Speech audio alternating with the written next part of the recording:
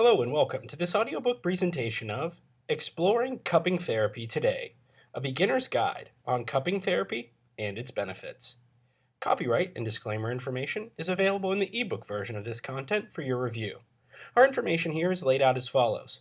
We'll start with an introduction, followed by 6 chapters, then a short section on after therapy, followed by a conclusion. So with that, let's jump right into the introduction of Exploring Cupping Therapy Today. Introduction. When you are in poor health, it feels as if nothing is ever going to make you better. Standard traditional medicine, while powerful at times, tends to fall short, or for some, it can be too much to handle. For those who prefer taking the more natural approach to life, it can be harsh to go through those invasive treatments and take pill after pill. However, not taking the necessary steps to heal yourself is potentially dangerous, so you need a milder alternative that is just as effective.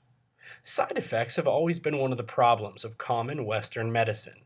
Alternative or holistic treatment methods have been proven to be effective and have less or no side effects, thus encouraging more and more people to search for such methods. With the support of natural healing therapy, both physical illnesses and mental ones can be improved, healed, or helped. Generally speaking, however, it's not always a good idea to rely solely on self-healing. These options for alternative healing should be used in conjunction with traditional medicine. This will maximize your chances for complete healing, and it will give you the opportunity to make use of some natural alternative healing techniques, such as cupping. For thousands of years, people have been using energy, crystals, cups, meditation, and fasting to heal different illnesses. However, when modern medicine gained popularity, these methods have been left behind, as many are in favor of instant fixes, such as taking a convenient little pill. This audiobook is meant to offer an introduction to the world of an amazing healing therapy known as cupping. This is an ancient therapy that many celebrities and athletes of today's world have already turned to. Well, I welcome you to join me on this short guide and hope you're ready to explore cupping therapy today. Let's dive in. Chapter 1. What exactly is cupping therapy? If you don't know what cupping is, or you've never heard of it before, no worries. Within this first chapter, we're going to explore exactly what cupping is. Basically, cupping is a form of therapy where suction cups are placed on the body of the patient by a trained practitioner and then heated with fire. After heating, the rims of the cups are sealed, and the heated cups create a partial vacuum after the cups cool off. This enables the cup to suck the skin, pulling in skin tissue and promoting blood flow. The concept is similar to acupuncture, where qi is drawn to areas with poor blood or lymph circulation in order to create a suction effect that raises the skin and draws the blood to the surface. It is commonly used throughout the Middle East, Asia, and Europe to treat inflammation, pain, swelling, bronchitis, rheumatism, and even help relieve symptoms of the common cold. Recent studies have indicated that it could be a promising form of treatment for a host of various ailments as well. The procedure involves using glass or ceramic cups, metal balls, bamboo tubes, and even animal horns, and a wide host of other items. Recently, however, the use of glass jars, plastic, and silicone are the recommended tools. Those individuals that have had cupping therapy performed have claimed that it feels like a massage in reverse. Well, that's a basic overview of what cupping is. In the next few chapters, we will look at the history of this form of therapy, as well as the major benefits. Chapter 2. The History of Cupping Therapy. Believe it or not, while you may have recently heard about cupping therapy, it has been around for quite some time. Despite it all, to this day, the true origin of cupping still remains uncertain. The earliest known use of this therapy is found in the Ebers Papyrus from Egypt, which is 5,000 years old. In China, it is mentioned in medical treatises that go back some 3,000 years. Yet, its first properly documented use was by a practicing Taoist, alchemist, and a medicinal herbist named Gi Hong. Gi Hong was famous during his time as an accomplished healer and a trusted confidant of many high officials in ancient China. He successfully applied cupping to treat a variety of diseases which couldn't be cured by conventional methods in his time. Back in the Qing and Tang dynasty, cupping has been used to treat pulmonary tuberculosis, moxibustion, common colds, back pains, knotted nerves, and muscles, and arthralgia. It has also been used for promoting general health and well being among patients who could afford it. In modern day China and elsewhere in the world, common glass cups or even fine plastic cups have been used to replace its ancestral animal horns and bamboo. The type of cups have also evolved over time to suit the patient's needs. Besides China, Hippocrates, the Greek doctor who composed the Hippocratic Oath, mentions it in 400 BC. The Prophet Muhammad recommended the practice in the Quran 1400 years ago, while in Finland they've been doing it since the 15th century. Cupping has been also found to be used in deep East Asian regions, especially in northern China, Japan, and the Korean Peninsula. Certain areas, such as the Middle East, use a similar method known as a wet cupping. Today, cupping has also been implemented widely in Eastern and Western cultures through the process of globalization, and it is called by many names, including Baguan, Gaikho, Bikram, Buhang, and Bentusa in Southeast Asia. In the Middle East, it is commonly referred to as Hajama, Hijamat, and Bakesh, among many others. Chapter 3: Methods of Cupping Therapy. There are various methods of cupping techniques being used throughout the world, but the two common ones are wet cupping and dry cupping. In this section of the audiobook, we are going to explain the difference between the two. Dry cupping. Let's start out by explaining what dry cupping is. Dry cupping is the basic and most common technique that is used. Here, cups are used to create a vacuum over your skin. A combustible material, such as herbs, alcohol, or paper, will be lit and put into the cup. As the fire goes out, the cup will be placed over the selected area. The cooling air that is inside the cup will create a vacuum, which causes the blood vessels under the skin to redden and expand. The cup may be placed here for up to 10 minutes. In another variation of dry cupping, the cup will be held over a flame to heat the air inside it before it's placed on your skin. Many therapists choose to place a piece of insulating material over the skin and place the lighted material on it before inverting the cup. Don't worry, because this will extinguish the flame right away, so it's not going to burn you. Most who use the dry cupping method use glass cups because they are durable and easy to sterilize. Plus, they create a perfect seal. Wet cupping.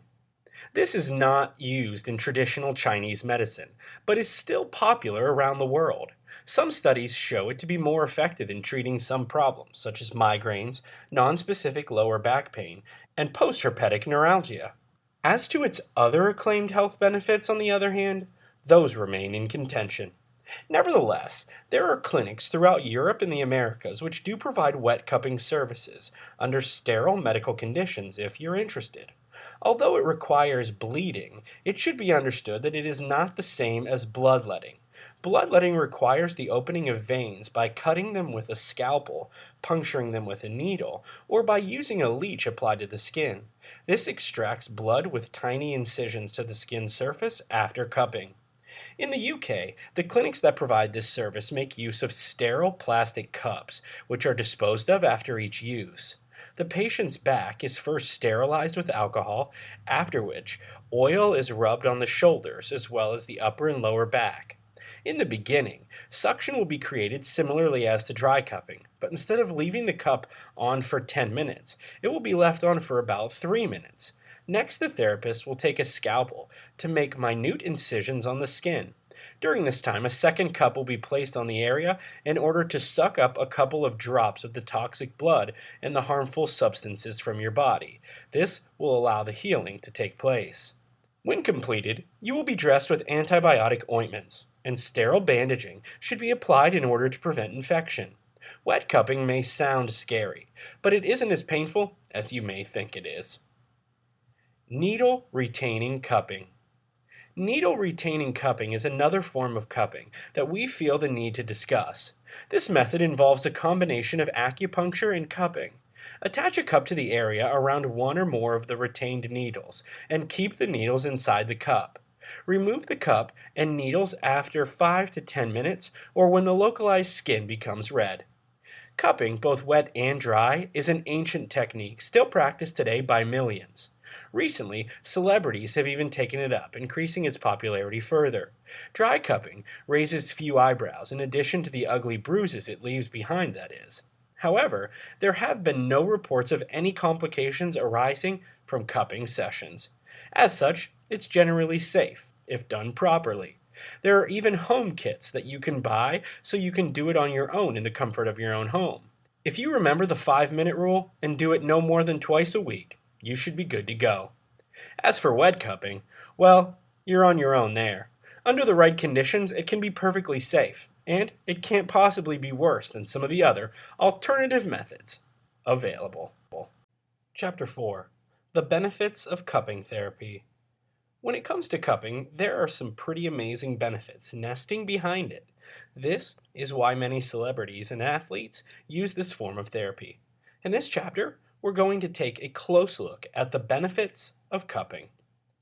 Boost energy flow within the body. Cupping can be utilized to boost energy flow within the body. By targeting certain parts of the body, stagnant negative energy are dropped at the top, enabling the free flow of electricity, or qi, to move through these points. The cups can be placed within the traditional energy collection points, which are also triggered during acupuncture and shiatsu massage. Enhance the emotional well-being. The Chinese believe that a healthy energy flow is thought to enhance the actual and emotional well-being of the client. Treatment.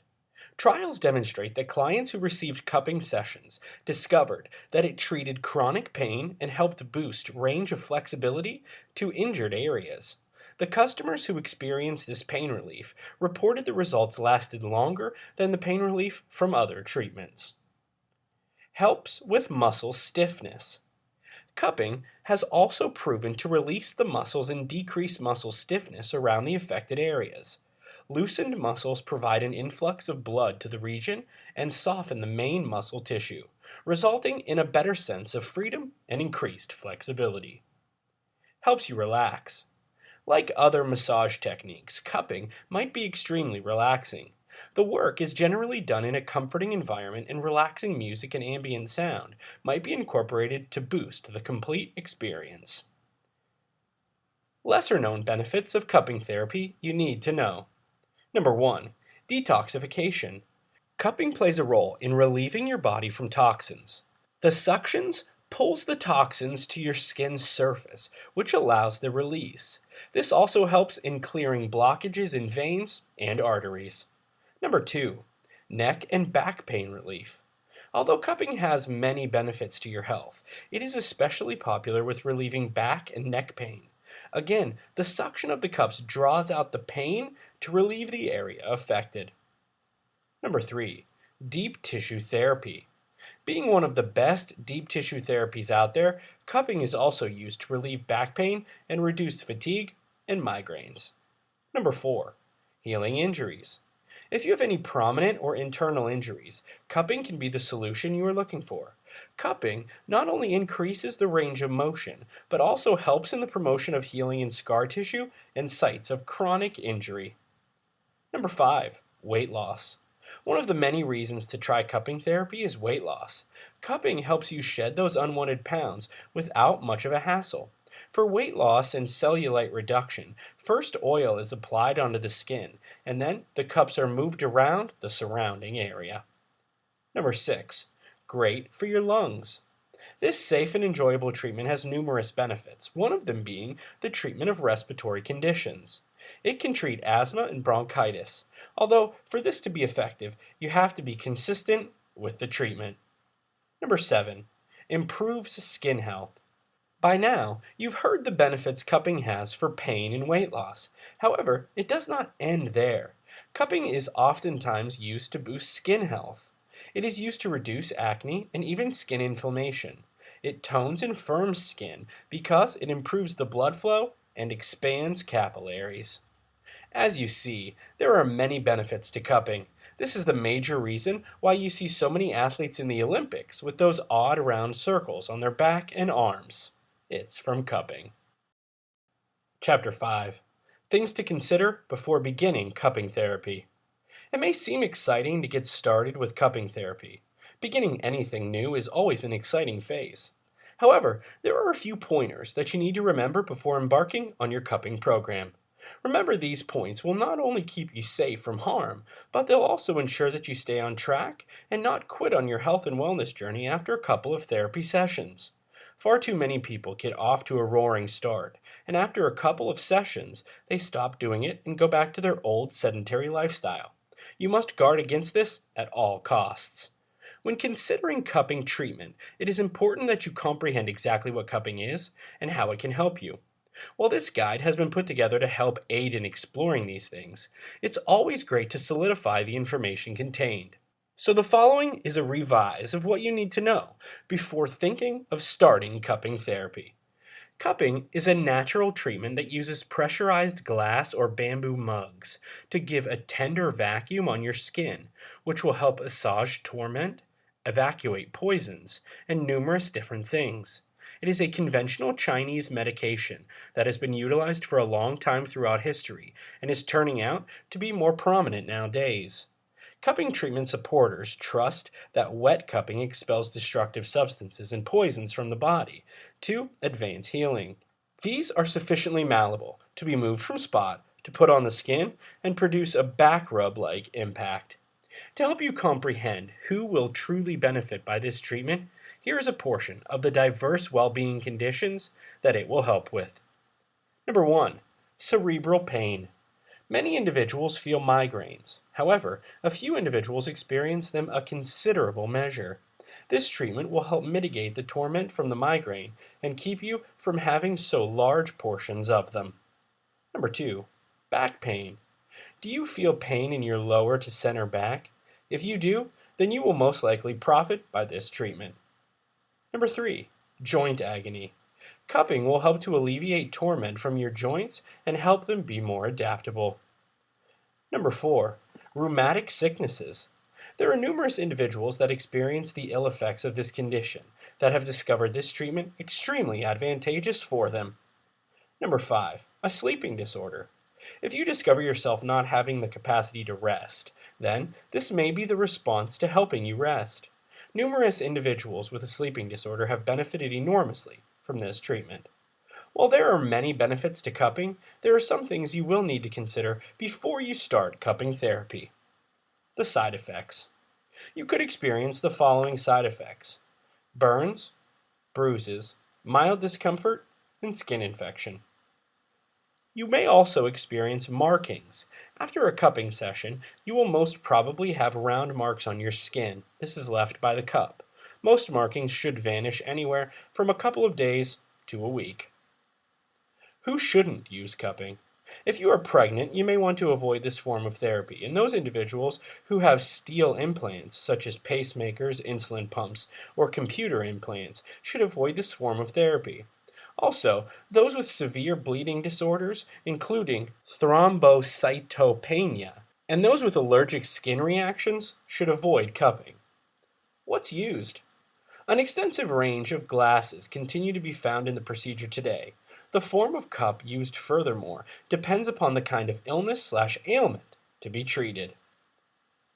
The types of jars. There are a large variety of jars. The ones used most common clinically are listed below. Bamboo cup. It is a cup made out of a joined section of bamboos that is 6 to 10 centimeters in length and 3 to 5 centimeters in diameter.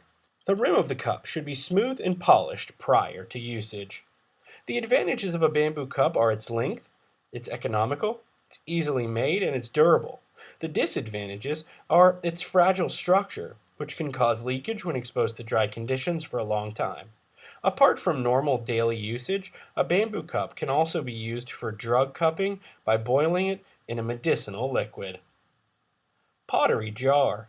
This kind of cup is made from pottery. The body of the pottery cup has a large belly, a slightly smaller mouth, and the bottom is shaped like a drum. The advantage of the pottery cup is its ability to create a strong suction. However, it is heavy and easily breakable. Glass cup. The glass cup is different from the pottery jar as it comes in a variety of sizes.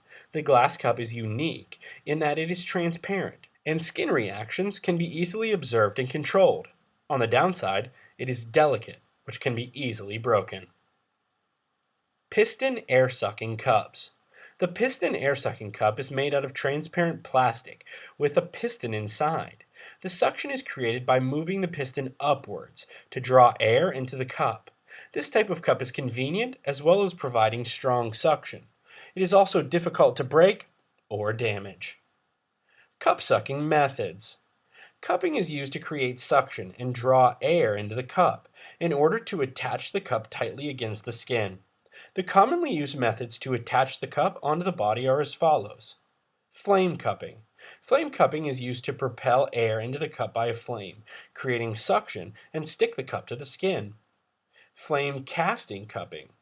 With this method, the therapist will take a 95% alcohol-soaked cotton ball and place it into the cup. Then, place the cup onto the skin. This method is suitable for transverse cupping. Cotton sticking cupping. Stick a piece of 95% alcohol-soaked cotton ball inside the lower part of the cup, ignite it, and place the cup rapidly onto the skin. Alcohol dripping cupping. Drip 1 to 3 drops of 95% alcohol into the cup. Shake the cup to make the alcohol spread evenly around the walls of the cup. Ignite the alcohol and place the cup swiftly onto the skin.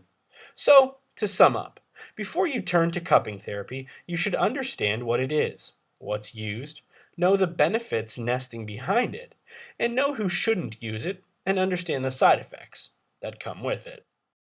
Chapter 6. What to expect in a first session. As we have covered, cupping is generally safe and it rarely hurts. Unless you suffer from rashes, skin allergies, or overly sensitive skin, it should be painless. Are you nervous about your first cupping session? Don't be. Let me explain what you can expect. The procedure is usually done to your back, neck, and shoulders, but rarely on the limbs. In Chinese medicine, they take care to avoid cupping on skin ulcers or on the sacral regions of women who are pregnant. Prior to treatment, you may be asked to brush your teeth while taking care to avoid scraping your tongue. This is because traditional Chinese medicine uses body temperature, skin tone, heartbeat, and the appearance of your tongue as a means of assessing your state of health. The first step. You may then be asked to remove your shirt and, if you're a woman, your bra, and made to lie on your stomach. The doctor will then burn a bit of cotton and stick it into the glass ball with an open lip on one end. This open end will be stuck to your skin, causing an immediate suction. The burning cotton will not be kept inside the ball, so you shouldn't worry about getting burned. The cup will only be heated briefly, so the most you'll feel is a warm, round glass being stuck on you. You will feel the suction immediately as your flesh rises into the lip. Depending on your condition, you can expect anywhere from 1 to as many as 10 or more cups getting stuck to your neck, shoulders, and back. The longer the cups are kept on, the tighter the suction becomes. Most find it pleasurable and relaxing. Smaller cups will be used on certain areas. Bony areas like your shoulders and neck will get smaller cups to intensify the suction and keep them on. Fleshier areas like your back will get bigger cups so that they can suck in more of your skin. Silicone is used more and more for better suction on bonier sections. Blood will then rush to the surface of your skin, causing a painless bruise, and your pores will open. Your doctor will be watching carefully because the extent of the coloration and other changes to the affected skin area will form part of his or her diagnosis. According to traditional Chinese medicine, the blood will also flow better to areas that have been starved of oxygen. Qi, a power inherent in your body, will also focus on the spot to promote healing and recharge the weakened part. Removing the cup. Your doctor will then remove the cup after 3 to 5 minutes. Removal is also painless, after which you'll look like you've been attacked by an octopus. A normal bruise should be a vibrant reddish or reddish-orange. It usually takes 3 to 4 days for it to leave completely, though in some cases it can take as long as a week.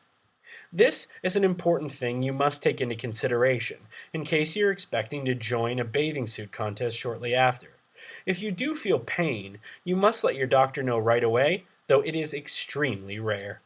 In lieu of glass, some clinics prefer to use plastic or hypoallergenic silicone cups. It should be noted, however, that these other materials do not in any way mitigate the amount of bruising that results. The area will not be tender or sore despite the ugly coloration left behind. Normal bruising is usually caused because the area has been hit hard enough. Since no hitting is involved, it will actually look a lot worse than it feels. A massage of acupuncture treatment afterwards. A massage or acupuncture treatment may follow if you go to a traditional Chinese clinic. In cities throughout Southeast Asia where cuppers are offering their trade on the streets, cupping is about all you'll get out of the session, though some may insist on giving you a back rub if they feel you need it. The feeling. Some feel a mild tingling on their skin after the cups are removed. This can last anywhere from several minutes to a couple of hours, which is normal depending on the situation. In cases where you're suffering from stiff joints or aching muscles, you may be asked to come in for several sessions. If so, they'll usually ask you to come back after the bruising is gone. At most, you may get 2 sessions in a week. 3 sessions a week is not recommended, so if you get an offer for one, you're not in a traditional Chinese clinic. Most likely, you've wandered into a spa. Since Chinese medicine believes that ill health is the result of many factors, including the accumulation of toxins in your body, you'll be asked to drink plenty of water after each cupping session. The general recommendation is about 8 8-ounce glasses of water every day throughout the course of your treatment. Since dry cupping is usually part of a much more holistic series of treatments, an entire session can last anywhere between 15 minutes to an hour. Depending on your symptoms, your treatment can involve certain exercises, the drinking of certain teas, and even lifestyle changes like cutting down on alcohol or giving up smoking. As you see, during your first cupping procedure, there is no need for you to be nervous. In fact, you may actually enjoy it enough to go back again. In spite of the fact that a cupping session may sound difficult, it is nothing of the sort. Truth be told, ordinarily the main thing that you feel is a slight suction where every glass is put. After a session, and you may have roundabout red imprints on your skin from the mugs. These red imprints will blur and are a sign that the cupping treatment has effectively expanded the bloodstream inside of your body. Conclusion. Congratulations on making it to the end of this introductory guide to cupping therapy. You may be surprised to know that the majority of people who start listening to a book never complete it. If you've made it this far, you're definitely interested in alternative therapy and all the benefits it has to offer. The best thing you can do is to get clearance from your doctor and get started on a cupping program. You could try visiting a practitioner, or you can learn to do it yourself with the many home DIY kits available. Take your time and progress at your own pace. This is not a race. The more you do it, the better you will get at doing it and the healthier you will become. It's all a matter of time and practice. May you experience good health and youthful energy from making cupping therapy a part of your life. Start quote. Progress is impossible without change, and those who cannot change their minds cannot change anything. End quote. George Bernard Shaw. Thanks for listening. After therapy. Now what? So, you've decided to give cupping therapy a go, and you've received your first session. Now what? Initially, you're going to feel more relaxed than you have ever felt before. The marks that sometimes result from cupping may scare you at first, but this is simply a result of cupping. This doesn't mean that you have been injured. The vacuum that is formed by cupping brings up the old non-circulating stagnant blood, allowing healthy, free circulation to be restored to the area. In return, this is making space for living cells, oxygen, and nutrients, making for a faster recovery. Cupping may leave marks, which are solely indicators that the disease or stagnation has been eliminated from the deeper tissue layers to the surface. After you've gone through this treatment, you may experience sore skin, and as we previously discussed, what looks like bruising. There's no need to worry because this is expected from each cupping session. The color and pattern of the marks will all depend on the level of stagnation. If marks show up, they can range in appearance from dark purple to bright red and can last anywhere from 3 days to 1 week, sometimes longer, if you're sick or sedentary. These marks may look painful, but in all actuality, they're not painful at all. If there's no stagnation, there will only be a light pink mark, which will disappear after a couple hours of treatment. In areas where there is old trauma or injury, you may need to have multiple cupping treatments done in order to eliminate all stagnation. With follow-up treatments, you will find that the marks will start to get lighter. This is because the pathogens are being systematically eliminated from your body. After treatment, it is important that you drink plenty of water in order to flush the toxins that have been lifted from your muscles. For 24 hours after your treatment session, you should avoid the following: sauna, hot tub, heavy exercise, hot showers or baths, heavy meals, and sunbathing. Now that you have had your first session and started on the alternative journey to health and wellness, it's important to stay the course and not give up before seeing the results and benefits that can be gained from